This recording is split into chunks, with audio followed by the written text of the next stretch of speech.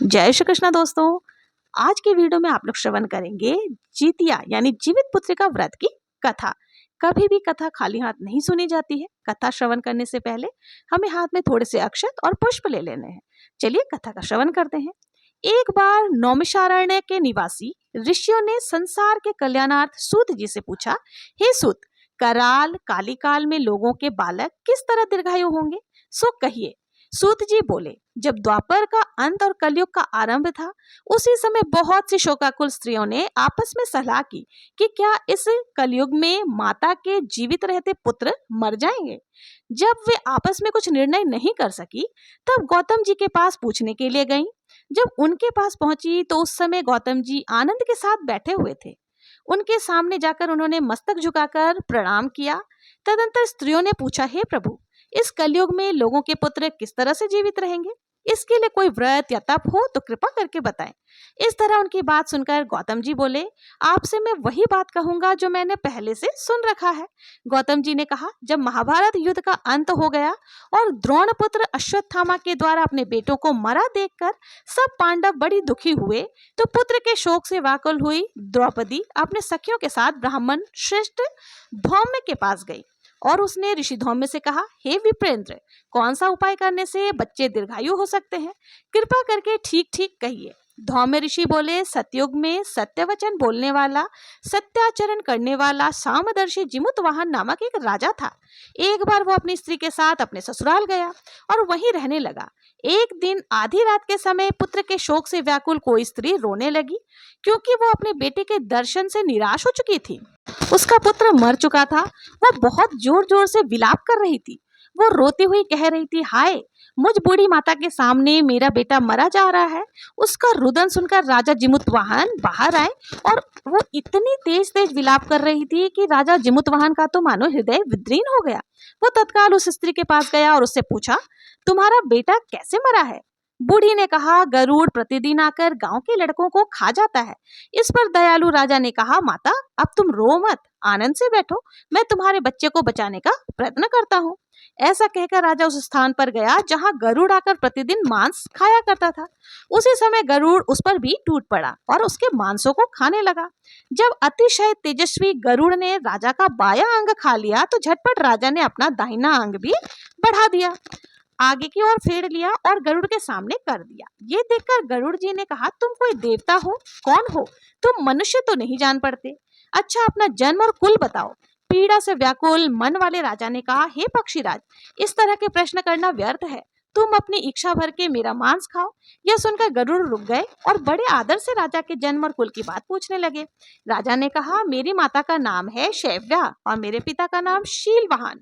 सूर्यवंश में मेरा जन्म हुआ है और जिमुतवाहन मेरा नाम है। राजा की दयालुता देखकर गरुड़ ने कहा, हे महाभाग, तुम्हारे मन में जो अभिलाषा है वो वर मांगो। राजा ने कहा, हे पक्षीराज, यदि आप मुझे वर देना चाहते हैं तो वर दीजिए कि आपने अब तक जितने प्राणियों को खाया है वे सब के सब जीवित हो जाए।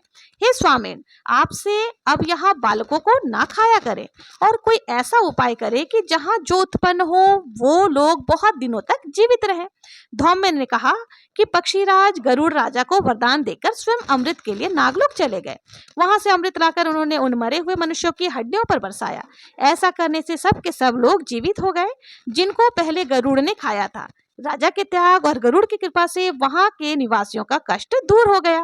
उस समय राजा के शरीर की शोभा दोगुनी हो गई थी। राजा की दयालुता देखकर गरुड़ ने फिर कहा, मैं संसार के कल्याणार्थ एक और वरदान दूंगा। आज आश्विन कृष्ण सप्तमी से रहित शुभ अष्टमी तिथि है। आज ही तुमने यहाँ की प्रजा के जीवन दान दिया है। हे वत्स, अब से यह दिन ब्रह्म भाव हो गया है। जो मूर्ति भेद से विविध नामों से विख्यात है, वही त्रिलोक से पूजित दुर्गा अमृत प्राप्त करने के अर्थ में जीवित पुत्रिका कहलाई है। सो इस तिथि को जो भी स्त्रियां उस जीवित पुत्रिका की और कुशा की आकृति बनाकर तुम्हारी पूजा करेगी तो दिनों दिन उनका सौभाग्य बढ़ेगा, वंश की वृद्धि होगी। हे महाभाग, इस विषय में विचार करने की भी आवश्यकता नहीं है। हे राजन, सप्तमी से रहित और उदया तिथि की अष्टमी को व्रत करें, यानी सप्तमी वृद्ध अष्टमी जिस दिन हो उस दिन व्रत ना कर शुद्ध अष्टमी को व्रत करें, और नवमी के तिथि के दिन आपको व्रत का पालन करना है। यदि इस पर ध्यान न दिया गया तो फल नष्ट हो जाता है और सौभाग्य तो अवश्य ही नष्ट हो जाता है। जिमुतवाहन को इस तरह का वरदान देकर गरुड़ बैकुंठ धाम को चले गए और राजा भी अपनी पत्नी के साथ अपने नगर को वापस लौट आए। धौम्य द्रौपदी से कहने लगे, हे देवी, मैंने ये अतिशय दुर्लभ व्रत तुमको बताया है। इस व्रत को करने से बच्चे दीर्घायु होते हैं। हे देवी, तुम भी पूर्वोक्त विधि से ये व्रत और दुर्गा जी का पूजन करो तो तुम्हें अभिलाषित फल की प्राप्ति होगी। मुनिराज धौम्य की बात सुनकर द्रौपदी के हृदय में एक प्रकार का कौतूहल उत्पन्न हुआ और पूर्ववासिनी स्त्रियों को बुलाकर उनके साथ यह उत्तम व्रत को उसने किया। गौतम ने कहा, ये व्रत और इसके प्रभाव को किसी एक चील ने सुन लिया और अपनी सखी सियारिन को बताया। इसके बाद पीपल वृक्ष की शाखा पर बैठकर उस चील ने और उस वृक्ष ने खोते में बैठकर सियारिन ने भी व्रत किया। फिर वही मादा चील किसी उत्तम ब्राह्मण के मुंह से यह कथा सुनकर आई और पीपल के खोते में बैठी हुई अपने सखियों को सुनाया। सियारिन ने आधी कथा सुनी थी कि उसे भूख लग गई और वह उसी समय शव से भरे हुए शमशान में जा पहुंची। वहां उसने इच्छा भर मांस का भोजन किया और चील बिना कुछ खाए पिए रह गई और सवेरा हो गया। सवेरे वो गौशाला में गई और वहां गौ का दूध पिया। इस तरह नवमी को उसने पारण किया। कुछ दिनों बाद वे दोनों की मृत्यु हो गई और अयोध्या में किसी धनी व्यापारी के घर में जन्म लिया। संयोग से उन दोनों का जन्म एक ही घर में हुआ, जिसमें सियारिन ज्येष्ठ हुई और चील छोटी बहन बनी। वे दोनों सभी शुभ लक्षणों से युक्त थी, इसलिए बड़ी लड़की काशीराज के और छोटी उसके मंत्री के साथ गृहपत्य अग्नि के सामने विधि पूर्वक ब्याही गई। पूर्व जन्म के कर्म फल से वो मृगनयनी रानी हुई। जिस किसी भी संतान को उत्पन्न करती वो मर जाती और पूर्व जन्म की बातों को स्मरण करने वाली मंत्री की पत्नी ने अष्टवसुओं के सदृश तेजस्वी 8 बेटे को जन्म दिया और सभी बेटे बहुत ही अच्छे और जीवित रहे। अपनी बहन के पुत्रों को जीवित देखकर ईर्ष्यावश राजा की पत्नी अपने स्वामी से कहा कि यदि तुम मुझे जीवित रखना चाहते हो तो इन मंत्री के पुत्रों को उसी जगह भेज दो जहां मेरे बेटे गए हैं, अर्थात इन्हें भी मृत्यु के घाट उतार दो। यह सुनकर राजा ने उस मंत्री के पुत्रों को मारने के लिए कई प्रयास किए, बहुत सारे उपयोग किए, पर मंत्री पत्नी ने जीवित पुत्रिका का पुण्य बल से बचा लिया।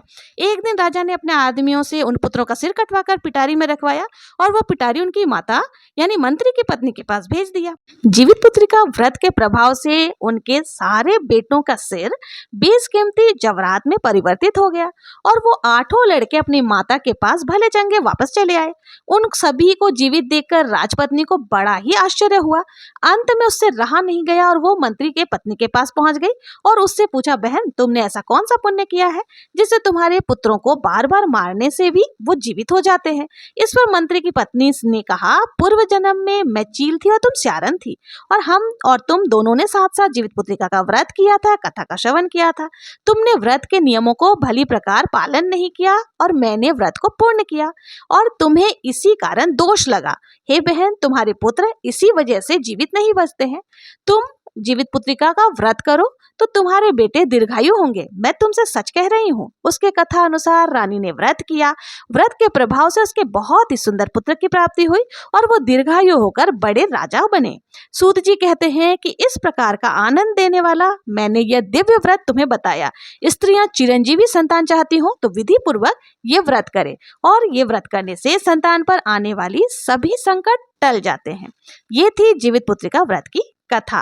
प्रेम से बोलिए जिमुतवाहन जी की जय। गणेश जी की कथा इस प्रकार से है। एक बूढ़ी माई थी, मिट्टी के गणेश जी बनाकर रोज पूजा किया करती थी, परंतु रोज उसके गणेश जी बनाए रोज गल जाए।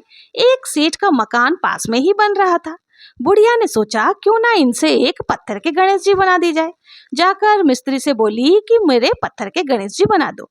मिस्त्री ने बोला, जब तक मैं तेरा पत्थर का गणेश जी बनाऊंगा तब तक मैं पूरी दीवार खड़ी कर लूंगा। बुढ़िया बोली, राम करे तुम्हारी दीवार टेढ़ी हो जाए। अब उनकी दीवार टेढ़ी हो गई। वो जितनी बार दीवार बनाते उतनी बार दीवार टेढ़ी हो जाती। इस तरह करते करते सुबह से शाम हो गई और उनके कोई काम नहीं हुआ। जब सेठ जी आए तो उसने कहा, आज कुछ भी नहीं किया। तब उन्होंने सभी कुछ बताया और ये भी बताया कि एक बूढ़ी माता आई थी और वो इस प्रकार से कह कर गई है कि मेरा पत्थर जी का गणेश गढ़ दो। हमने नहीं गढ़ा तो उसने कहा तुम्हारी दीवार टेढ़ी हो जाए। तब सेठ जी ने कहा, मुझे बूढ़ी माता के पास ले चलो। और वो जाकर बूढ़ी माता के पास कहने लगे कि हे बूढ़ी माता, हे बूढ़ी माता, मैं तुम्हारे लिए सोने का गणेश जी गढ़ दूंगा, बस मेरी दीवार सीधी हो जाए। इतना कहते ही गणेश जी सारी बातें सुन रहे थे और उस सेठ जी की दीवार सीधी हो गई। हे प्रभु, जिस प्रकार से सेठ जी की दीवार सीधी करी, वैसे ही सभी के कार्य सीधे करना और गणेश जी की कथा सुने और हुंकारा भरने वाले की भी समस्त मनोकामनाओं को पूर्ण करना। बोलो गणेश जी महाराज की जय। तो दोस्तों, ये थी जीवित पुत्रिका व्रत की कथा और गणेश जी की कथा। कथा आप लोगों को कैसी लगी? अगर ये वीडियो जरा भी यूजफुल लगी हो तो प्लीज मेरे चैनल को लाइक शेयर सब्सक्राइब करना ना भूलें। मिलते हैं नेक्स्ट वीडियो में, तब तक के लिए जय श्री कृष्णा।